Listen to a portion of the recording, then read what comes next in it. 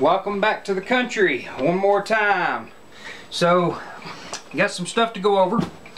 I got a whole bunch of new things that I'm going to be doing reviews on and whatnot. One, I just got back from my FFL and picked up a Palmetto State Armory Complete 6.5 Creedmoor. They send it in two different boxes because one can go to the FFL, this one can come to you. That's the upper. Go ahead and unbox it. This is a blim. It's a blim upper and lower. So we're basically going to see what kind of accuracy we can get out of a blim. But really can't find a blim on this lower here. Comes with a sticker in the box. It's got a two-stage trigger in it, or a single-stage trigger in it, but they call it an enhanced trigger, but it's still mil spec. It's not very good. This one has the Magpul furniture on it, collapsible. The grip is tacky. It's kind of sticky, so it does feel more like a Hogue grip, but it's just like they wrapped a standard mil spec handguard handle in rubber is what it's like. As far as the lower goes though, I really can't see anything. What we're going to try to do is, this build as it sits right now is $650, and we're going to try not to spend any money whatsoever and get an accurate rifle out of this and try to make it shoot like a $1,000 or more 6.5 Creedmoor. So that's the lower right there, and this is the blim upper right here. And the only blims I can find on it is there's a couple of scratches underneath the door where it looked like it fell open. So that's the only thing I can find on it. It has an adjustable gas block. It's a 20-inch barrel, 1 1/8 twist. Come with the bolt and carrier. Dual ejectors. It's right. I mean, this thing. The reason I bought this thing instead of building one is whenever I started looking at the concept of buying something to put on my DPMS lower, just the bolt and carrier group, upper and handguard would have been as much as this entire upper is, and that would have been a stripped upper and bolt and carrier group. So basically you're getting the barrel for free whenever you build it like this. For $650 you really can't go wrong on it. So what we're going to do is we're going to take it out. I'm going to do a barrel break-in process on it. My barrel break-in process, which is probably differs from everybody else's. We're going to do a barrel break-in process, see what kind of groups we can get initially with like the first 5 to 10 shots, and then I'm going to bring it home. I'm going to lap the lugs on the upper, lap the locking lugs. So I'm going to strip the handguard off of it. I'm going to lap the front of the receiver, try to clean that up. I'm going to change the trigger, which I do already have a trigger, but that'll be the only money spent will be on the trigger. So that'll be, and we're going to see what we can get out of it. And if all else fails, it doesn't shoot like I want it to shoot, we'll swap the barrel. We'll go and get us a aftermarket Excalibur barrel or something like that. But yeah, that's the plan there. Okay, it has been a busy few days, people. Alright, so let me tell you where we're at with our little 6.5 Creedmoor here. We went with the Burris XTR2 3-15 mil scope. This is an MRAD scope. It's got a good zero stop, good trackability. It's in a Burris 20 MOA down pepper mount. This is the UTG Flex Recon Spider Legs, or just Flex bipod. I really like it. It is solid. I mean, you can it's solid. There is no movement whatsoever with that thing whenever you're on bags looking at it.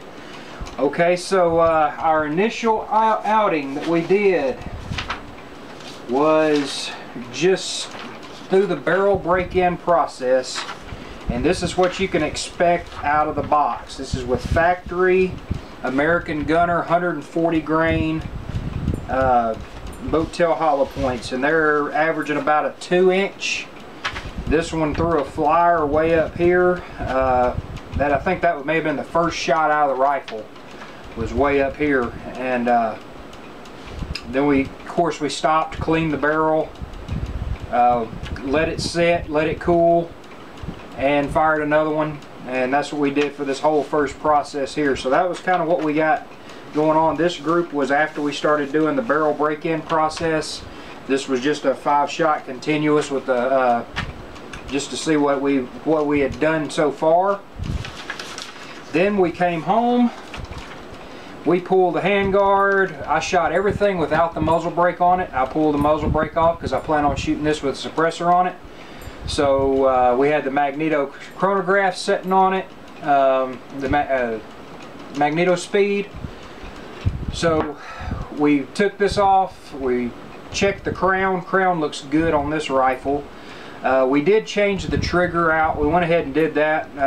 I just couldn't stand that grindy, creepy trigger. So we changed the trigger out before we ever went up there the first time.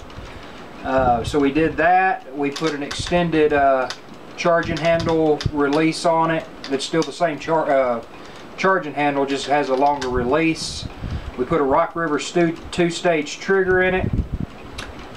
We lapped the receiver.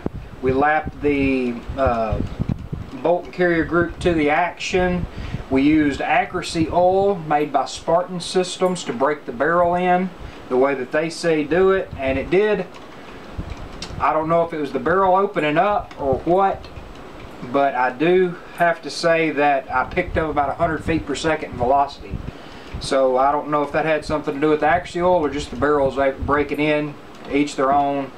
The only way to really find out is to have one that you already broke in, that you've been shooting for a while, and then run accuracy oil through it and see if it comes up. But I did gain 100 feet per second after I started using the accuracy oil.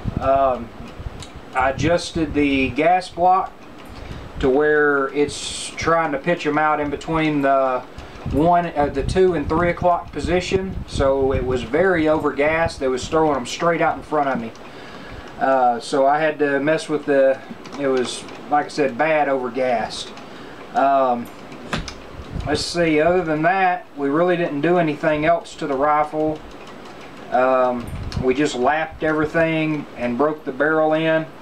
And after that, factory ammunition shoots like this. So this is about an inch group. This little guy up here stepped it out to an inch. It would have been a little bit smaller than that. These are half-inch dots. So we did that, and then I played with some hand loads, and this was a hand load. That's a little under an inch group there, 5 shots. So it's showing potential. Right now we have 52 rounds down the bore of this thing. And with the 52 rounds, that includes the barrel break-in process, a little bit of load development. The load development we tried was the 10-shot accuracy load development with 1 round per every 2/10 of a grain. And actually with this, that was right after the barrel break-in. We was trying to figure out where we wanted to hand load for it. And it actually shot 3/4 of an inch a group with 4 different steps up in charges. So from 40.8 to 41, 41.2, and 41.4 all shot into right at 3/4 of an inch. So it was showing potential. It's showing that it could be used for a nice long-range rifle. With this MOA, shooting 1 MOA, I'm confident I can reach it out, because it's going to be a steel shooter mainly anyway. That's what we're going to do, is we're going to bang steel with it out to 1,000 yards. And if we're able to have standard deviations, which I didn't mention that my standard deviation that I'm getting out of this barrel now is 4.9 standard deviation with my hand load of 140 grain Hornady boat tail hollow point and H4350. We got a standard deviation of 4.9. So I have confidence with that it'll probably tighten up a little bit the more rounds we get down the tube, and I don't see any problem with stretching the legs on it. Matter of fact, we're going to go to 600 and then out to 1,000 with the standard deviation and the load we have with an MOA rifle. I was hoping for half MOA, and that could change whenever we put the can on it. We haven't shot the can on it as of yet, but I have found that these heavier barrels, and this is a heavy step 1-inch barrel all the way out to the gas block, and then it steps down to 750. After I got the hand guard off, I did see that and was pretty impressed by that. So it should take a can very well without having much point of impact shift. If anything, it may tighten the groups up a little bit. And if I could get it down to 1/2 to 3/4 consistent MOA groups with a good standard deviation of that 5 to 7, I would be very happy with this rifle. The only thing we spent money on this thing was the trigger. And you can use any bipod. I just like these little spider legs because I want to give them a try. They attach to the M-lock on the sides, and I just wanted to give them a shot. But yeah, I'm pretty impressed with the little guy for 650 bucks. And if you didn't put a trigger in it, that's where you'd be, is at 650 bucks for this rifle, and it will shoot. I'm pretty impressed with it. So I thought I might have to buy a barrel. That would have added 350 bucks, but didn't have to do that. I'm pretty happy with the results and the way it's shooting. So stay tuned. If anything changes, maybe if I change the buttstock on it, I'm thinking about getting like maybe a non-collapsible, something more solid for a rear stock. But other than that, I'm not going to spend any money on it if I can help it, and just run it until it can't be ran no more, and then we'll change the barrel. But worked flawlessly out of the box. Cycled just fine, no issues. Hadn't had any failures to fire, failure to feed, failure to eject. It's running along like a champ. I was kind of worried about that, but just hand lapping the receiver and changing out and working on that handguard, that really tightened everything up. I hadn't seen anything on YouTube that showed the difference in a lapped and a non-lapped receiver, and this is kind of the proof in the pudding. It's, you know, non-lapped and then you got lapped, you know, and I think I pulled that one, but because the standard deviation on this one was 4.9, so I think I pulled that shot. Other than that, I'm pretty impressed with it. So thanks for watching.